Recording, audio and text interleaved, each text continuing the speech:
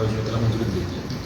परंतु त्याच काळामध्ये आपल्याला शासनातर्फे निर्देश आहे की वर्ल्ड बँक आणि आपली जी अर्बन डेव्हलपमेंट डिपार्टमेंट आहे आणि मित्रा या सगळ्यांच्या संयुक्त विद्यमानं ह्या प्रोजेक्टचं फायनान्सिंग जे आहे ते वर्ल्ड बँकच्या प्रोजेक्टच्या फायनान्समध्ये घ्यावं असे निर्देश आले. आम्ही सुरुवातीला जो DPR बनवला होता तो साधारणतः 1600 कोटीच्या आसपास बनलेला होता. परंतु इनिशियल आम्ही जेव्हा ही योजना प्लॅन केली सोलापूर शहरामध्ये त्यावेळेस ती योजना साधारणतः नगरोत्थान योजनेमध्ये प्लॅन केली होती आणि त्याच्यामध्ये आम्हाला साधारणतः 25 ते 30% शेअर आपला असतो राज्य शासनाच्या योजनेमधून. त्यामुळं आमची जी आर्थिक क्षमता आहे त्याच्या अनुषंगानं आपला शेअर वाढेल या अनुषंगाने आम्ही तो मग जो आमचा DPR होता तो आणि जी स्कीम होती ती रिस्ट्रिक्ट करून 892 आपण बसवली. पण ओरिजिनली आपल्याला ती योजना जी होती त्यातल्या पण काही म्हणजे ESR आणि ज्या ठिकाणी आता सध्या पॉप्युलेशन कमी आहे असे भागाने त्यात वगळले होते. त्याच्यामध्ये एकमेव उद्देश हा होता की आपल्याला ते आर्थिक ताण पडू नये आणि आपल्याला जे सध्या 4-5 दिवसांनी किंवा 6 दिवसांची पाणी होती ते लवकरात लवकर आपल्याला पूर्ववत करून नागरिकांना दररोज पाणी आणि 24/7 पाणी देण्याचा आपला प्रयत्न पूर्ण करता येईल, शासनाचा मानस पूर्ण करता येईल. परंतु वर्ल्ड बँकेकडे जेव्हा आम्ही पुन्हा आमचा जो ओरिजिनल 892चा जो DPR आणि जो TS होता त्याला TS पण मिळालेलं होतं MGP कडून त्यांनी वर्ल्ड बँकला सादर केला. वर्ल्ड बँकेनं आम्हाला असं सुचवलं की हा जो प्रोजेक्ट आहे तो डिझाईन बिल्ड आणि ऑपरेट या तत्वावर राबवला जावा. म्हणजे जसं आपण बघितलं असेल की जसं हायवेमध्ये एखादा कॉन्ट्रॅक्टर असतो तो स्वतः बांधतो आणि साधारणतः 5 वर्ष 10 वर्ष तो मेंटेन करतो. तशाच प्रकारची ही योजना आहे. याच्यामध्ये जो ठेकेदार असेल याच्यामध्ये बऱ्याच वेळा असं असतं की आपण शासकीय योजनामध्ये आपण इस्टिमेट बनवतो आणि ते इस्टिमेट बनवून जसं तसं तो एक्झिक्यूट करतो. ह्या योजनेत अजून एक टप्पा आपल्याला मागं द्यायला लागतं. याच्यामध्ये आता आम्ही सध्या जे बनवलेलं आहे इस्टिमेट बनवलेलं आहे तरीसुद्धा आहे वर्क ऑर्डर मिळाल्यानंतर जो तो मक्तेदार असेल तो पुन्हा एकदा बघेल की आपल्या शहरामध्ये डिझाईनमध्ये कुठं पाईपलाईन आवश्यकता आहे, कुठली समजा एखादी जुनी पाईपलाईन आहे त्याला बदलायची आहे का. म्हणजे जरी आपण 100% इस्टिमेट बनवलेलं असलं तरीसुद्धा तो त्याच्या डिझायनिंग तो करतो. आपल्याकडे इतर प्रकल्पामध्ये डिझायनिंग असतं ते आम्ही करत असतो आणि तो डायरेक्टली एक्झिक्यूट करत असतो. ह्या प्रकल्पामध्ये परत आम्ही सध्या आता आम्ही डिटेल इस्टिमेट बनवलेलं आहे तरीसुद्धा त्याच्या लेवलला साधारणतः 4 ते 5 महिन्याचं तो डिझायनिंग करणे, एस्टिमेट करणे आणि मग करून मग ते डिझायनिंगचा पिरियड ओव्हर झाल्यानंतर आपण त्यांना मग तो काम फिल्डवर सुरू करतो. वर्क ऑर्डर मिळाल्यानंतर साधारणतः 5 महिने 4 ते 5 महिने तो डिझायनिंगचं काम करत असतो. तर ह्या प्रोजेक्टमध्ये वर्ल्ड बँकेनं आम्हाला सुचवलं की DBO म्हणून आपल्याला जरी प्रणाली राबवायची असेल संपूर्ण शहराचं क्षेत्र आपल्याला कव्हर करावं लागेल आणि त्यानंतर मग त्यांनी जे उर्वरित जे क्षेत्र होतं आणि उर्वरित जे आणि काम म्हणजे निधी आमच्याकडं कमी म्हणजे ताण जास्त वगैरे दिली SMCवर त्यामुळे जे उघडलं होतं आम्ही सुरुवातीला ते सुद्धा पूर्ण आम्हाला ॲड करायला सांगितलं. त्याचबरोबर आपलं साधारणतः 50 कोटी रकमेचं आमचं जे मेंटेनन्सची कॉस्ट इलेक्ट्रिसिटीची ती कमी होण्यासाठी साधारणतः आमच्याकडं 50 कोटी रकमेचे आम्ही जे सोलर प्लांट आहे ते सुद्धा प्रस्तावित करायला सांगितलं. त्यामुळे आमचं लॉंग टर्ममध्ये आमचं मेंटेनन्स आणि इलेक्ट्रिसिटी कॉस्ट कमी होईल.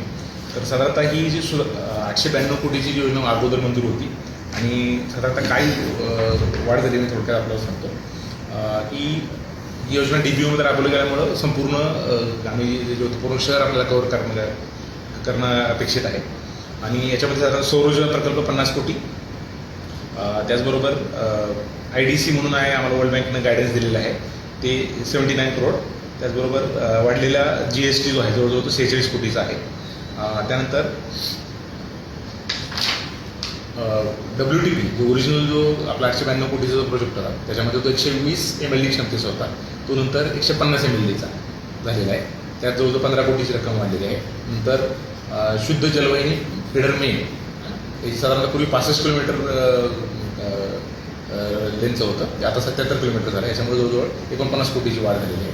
MBRची संख्या 6 होती 892 कोटीमध्ये ती साधारणतः 10 झालेली आहे त्यामुळे 17 कोटी वाढलेली आहे.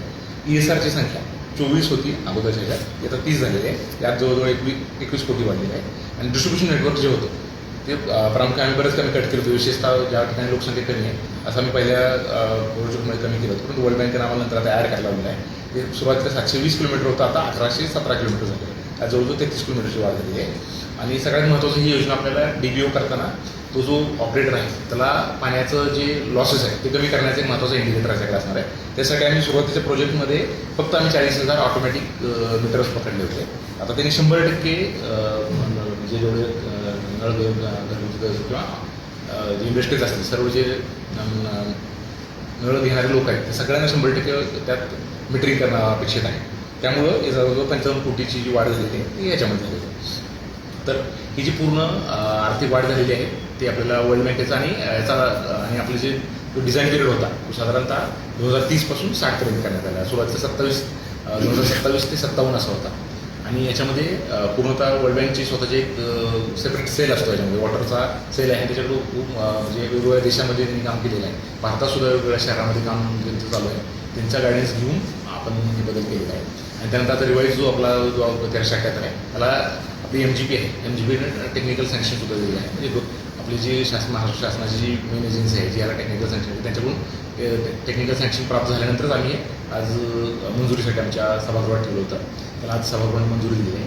त्याचबरोबर दुसरा एक मुद्दा, वर्ल्ड बँक वेगवेगळे जेव्हा प्रोजेक्ट आमच्याकडे आला त्यानंतर वर्ल्ड बँकनं आमचे जे उत्पन्नाचे वगैरे सोर्स आहेत, आमच्या या योजनेवर होणारा मेंटेनन्सचा जो खर्च आहे त्याचा पूर्ण स्टडी केला.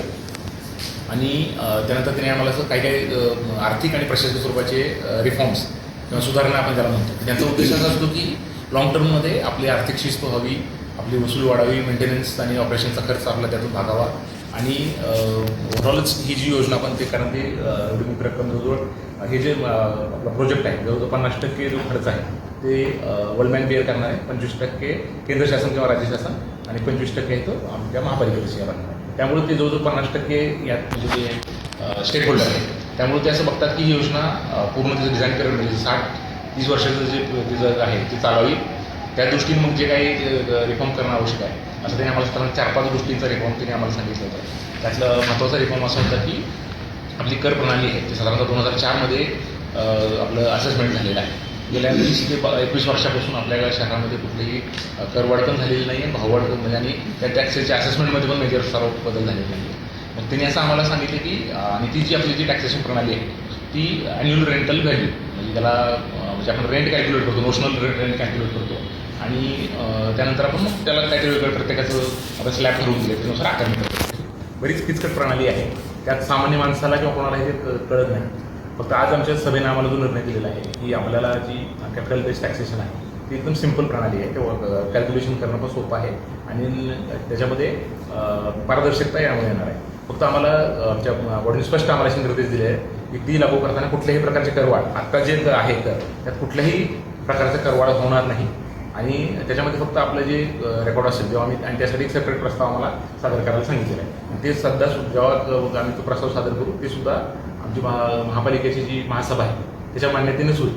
आणि त्याच्यामध्ये आम्हाला स्पष्ट त्यांनी निर्देश दिलेले आहे की त्यात कुठल्याही प्रकारचे करवाढ त्यात ते मंजूर करणार नाही आणि करवाढ न करताच ती प्रणाली इम्प्लिमेंट करायची. त्याचा उद्देश हाच आहे की ती ट्रान्सपरन्सी यावी आणि ते कॅल्क्युलेशन करणं. आणि बऱ्याच वेळा असं होतं की म्हणजे एकाच भागातल्या वेगवेगळ्या 2 घरांना वेगवेगळ्या प्रकारचे दर लागत असतात. म्हणजे बऱ्याचशा विसंगती आहेत. जुनी जुन्या पद्धतीची आहे. आपल्या महाराष्ट्रातल्या बऱ्याचशा शहरामध्ये पुणे, मुंबई आहे, कोल्हापूरमध्ये आहे, अशा बऱ्याचशा महानगरपालिकांमध्ये ही लावलेली आहे. त्याच्यामध्ये फक्त नागरिकांना आम्ही पुन्हा एकदा आश्वस्त करतो इच्छुक आहे म्हणजे कुठल्याही प्रकारच्या करवाढ आम्ही प्रस्तावित करत नाही आहे. हे फक्त आपल्या लॉंग टर्ममध्ये आपल्याला नागरिकांना सुद्धा जसं इन्कम टॅक्स पूर्वी कसं कॉम्प्लिकेटेड होता शासनानं हळूहळू तो सिम्प्लिफाय केला.